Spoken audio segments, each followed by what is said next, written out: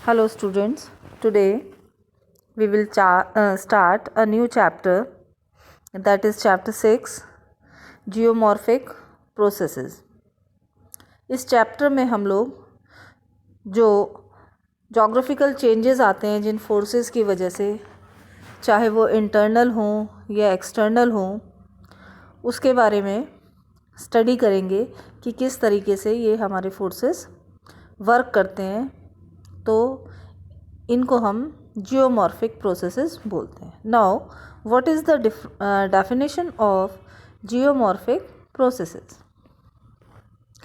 Geomorphic processes, it refers to change in configuration of the surface of earth as a result of endogenic and exogenic forces।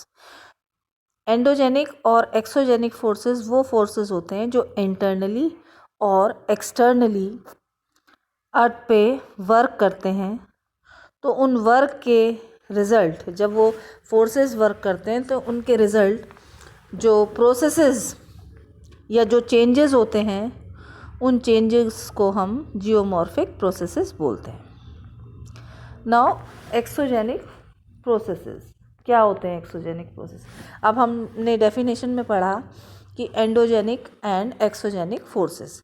अब हमें ये पता करना है कि हमारे एक्सोजेनिक और एंडोजेनिक फोर्सेस या प्रोसेसेस क्या होते हैं। तो एक्सोजेनिक प्रोसेसेस आर, जो हमारे एक्सटर्नली होते हैं, वो होते हैं वेदरिंग, इरोजन, डिपोजिशन। तो ये हमारी बेसिकली एक्सोजेनिक प्रोसेसेस होते हैं। इसमें जो हमारे नेचर के एलिमेंट्स होते हैं, the exogenic elements of nature like water, ice, wind are capable of occurring and transporting earth material are called geomorphic agents. तो इसमें हमारे एक्सोजेनिक फोर्सेस में जो हमारे इंटरनल एलिमेंट्स होते हैं और हमारे एक्सटर्नल एलिमेंट्स होते हैं, जैसे विंड है, आइस है, वाटर है, वो किस तरीके से वर्क करती हैं और इन सारी चीज़ों को जियोमॉर्फिक एजेंट्स भी बोलते हैं।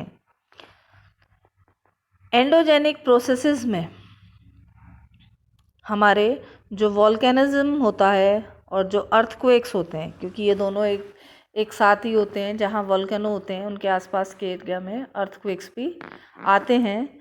और जो अर्थक्वेक और वॉल्केनो है, ये हमारे जो इंडोजेनिक फोर्स है इंटीरियर ऑफ द अर्थ में, जब ये फोर्सेस वर्क करते हैं अलग अलग तरीके से, तो हमारा वॉल्केनो इरप्शन और अर्थक्वेक दोनों आते हैं। इसके अलावा जो हमारे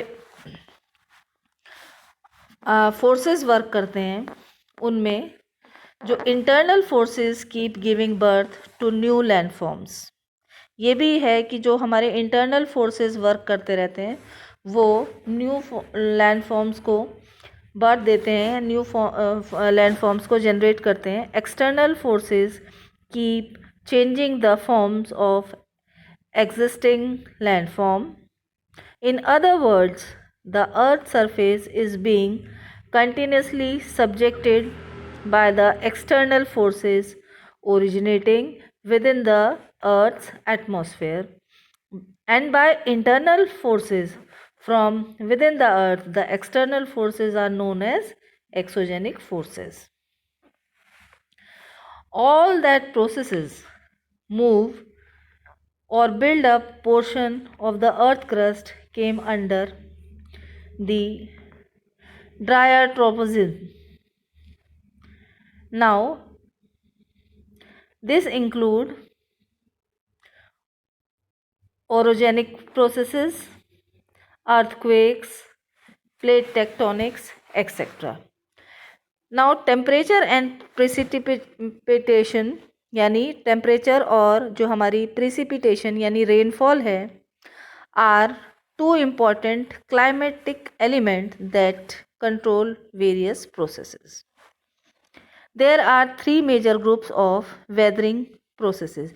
ये जो हमारे प्रोसेसेस होते हैं ये बेसिकली हमारे 3 तरह के होते हैं। ये हमारे केमिकली प्रोसेस होते हैं, फिजिकली होते हैं और बायोलॉजिकली प्रोसेसेस होते हैं। तो इसमें इन प्रोसेसेस के अलावा जो एक और चीज़ है वो है हमारे डिफरेंट टाइप्स ऑफ फोर्सेस। तो इसमें जो हमारे डिफरेंट फोर्सेस वर्क करते हैं उनमें है gravity. It is a directional force activating all down slope movement also cause stress on the earth material. Gravity activates wave, gravitational force की वजह से ही, ये हम पहले ही पढ़ चुके हैं। जो ओशियनिक वाटर हमने पढ़ा था पिछले चैप्टर्स में, उसमें हमने पढ़ा था कि जो हमारी ग्रेविटेशनल फोर्स है मून की, उसकी वजह से ही हमारे ओशंस में टाइड, वेव्स और जो ओशियनिक करंट्स हैं वो और तेज़ हवाएं, ये चीज़ें हमारे ग्रेविटेशनल फोर्सेस की वजह से बन जाती हैं। High tide, low tides, waves, oceanic currents, और जब बहुत तेज़ी से टाइड्स और वेव्स वर्क करती हैं तो उस एरिया में विंड भी क्रिएट या एक्टिव हो जाती हैं। Without gravity there would no mobility and hence no erosion, transportation and deposition are possible। जो हमारे ग्रेविटेशनल फोर्सेस वर्क करती हैं उसकी वजह से ही जो हमारे मोबिलिटी, एक जगह से दूसरी जगह पे ऊपर से नीचे की तरफ चीज़ों का आना, इरोजन, ट्रांसपोर्टेशन। जो ट्रांसपोर्टेशन से मतलब यहाँ पे है कि जो हमारे रिवर्स वगैरह में जो ये बड़े बड़े पत्थर हैं, जो हमारे सॉइल्स हैं, ये एक जगह से दूसरी जगह पे इनके ढलान के अकॉर्डिंग तेज़ी से ट्रांसपोर्ट होती हैं और फिर किसी जगह पे जाके डिपॉज़िट हो जाती हैं, वहाँ पे डिपॉजिशनल प्लेन्स को क्रिएट करती हैं। तो ये हमारा सब इस ग्रेविटी की वजह से ही पॉसिबल है।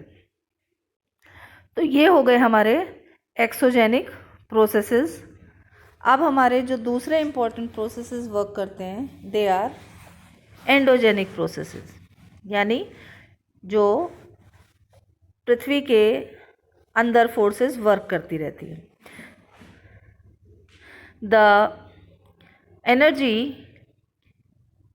Imitating from with in the earth, the main force behind endogenic geomorphic processes. This energy is mostly generated by radioactivity, जो रेडियो एक्टिव किरणें होती हैं उनसे, रोटेशन, जो रोटेशनल प्रोसेसेस होती हैं हमारी अर्थ की, उससे, जो हमारी टाइड्स जनरेट होती हैं, हाई टाइड, लो टाइड, उनसे जो फ्रिक्शन होता है उसकी वजह से, और जो हमारा अर्थ का इंटरनल पार्ट हीटअप है उसमें जो हीट है उसकी वजह से हमारे अलग अलग एंडोजेनिक प्रोसेसेस वर्क करते हैं।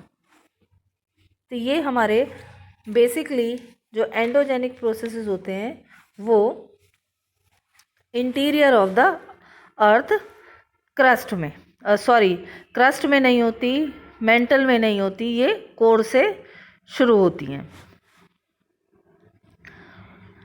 अब इसमें जो हमारा एंडोजेनिक फोर्स में सबसे एक इम्पॉर्टेंट और नोन एक्टिविटी सभी लोगों ने देखी है, पढ़ी है, वो है हमारा वोल्केनिज्म। वोल्केनो सबने पढ़े हैं, वोल्केनो इरप्शन के बारे में सबने पढ़ा है।